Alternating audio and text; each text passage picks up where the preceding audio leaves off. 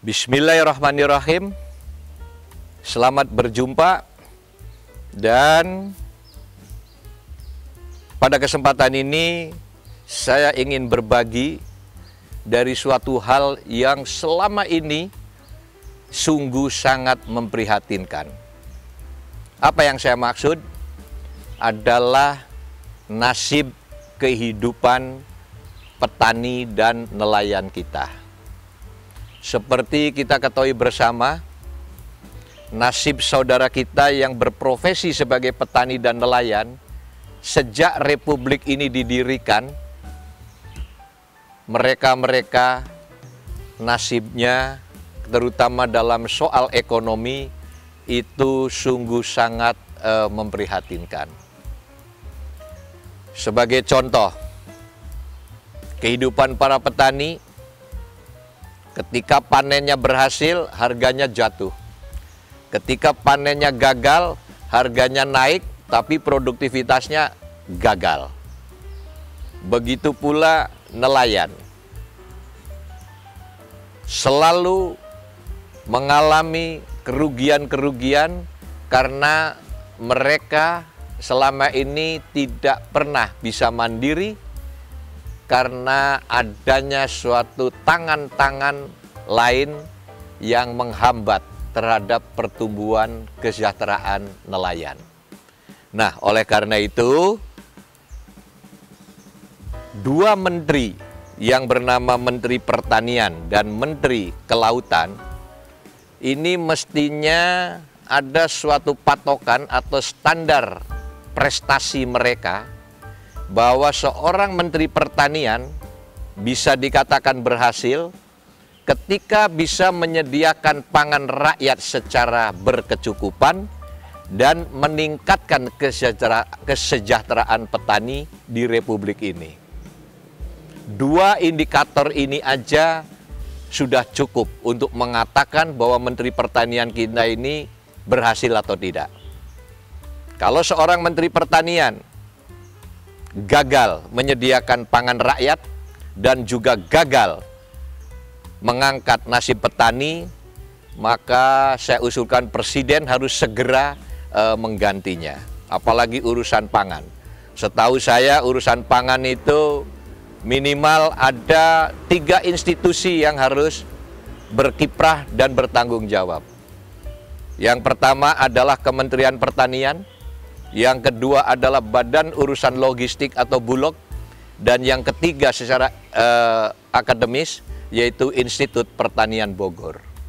Nah, ada 3 institusi di Indonesia ini, yaitu Kementerian Pertanian, Badan Urusan Logistik, dan Institut Pertanian Bogor. Tetapi kenapa? Pertanyaannya, kenapa pangan rakyat sering menjadi persoalan dan selama ini sepertinya belum memiliki solusi yang permanen. Memang dua hal yang berbeda.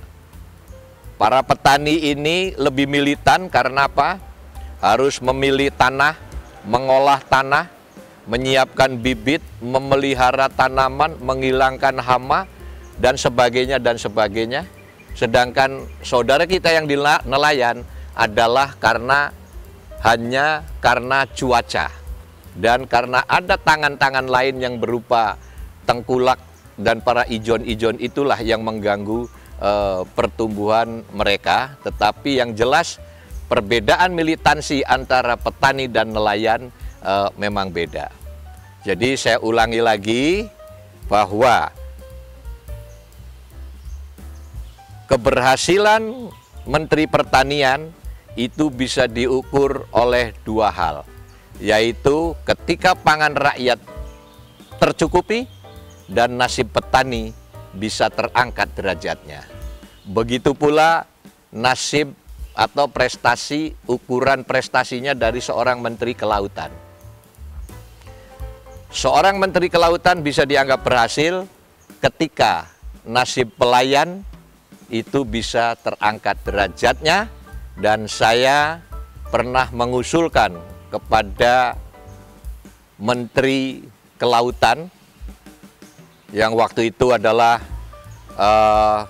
adik kelas saya, yaitu Saudara Rohmin, bahwa salah satu usulan untuk mengangkat derajat nelayan, kita atau negara menyediakan kapal nelayan dengan lembaga yang bernama PT Nelayan Indonesia. Nah, PT Nelayan Indonesia ini sahamnya diberikan kepada seluruh nelayan, sehingga nelayan itu setiap bulan kerja di dalam kapal penangkap ikan ini. Hari-hari atau setiap bulan mereka mendapatkan gaji bulanan, dan setiap tahun mereka dapat dividen alias bagi hasil, yang dengan cara demikian merupakan salah satu cara untuk mengangkat derajat nelayan, terutama dalam kehidupan ekonomi mereka. Dan tidak ada kesulitan bagaimana untuk menyediakan kapal bagi para nelayan, karena kita punya PT PAL yang ada di Surabaya. Itu mestinya membuat kapal-kapal nelayan itu tidak ada masalah. Peralatan penangkapannya juga adalah suatu teknologi yang tidak rumit-rumit amat. Kemudian sumber daya manusianya, juga para nelayannya juga jumlahnya, terutama di sepanjang pantai itu selalu ada nelayan. Jadi harus membuat sistem mengangkat derajat kaum nelayan dengan cara salah satunya adalah membuat PT Nelayan Indonesia dan diberi peralatan penangkapan dan kendaraan yang cukup, sehingga mereka bisa terangkat derajat atau kesejahteraan ekonominya.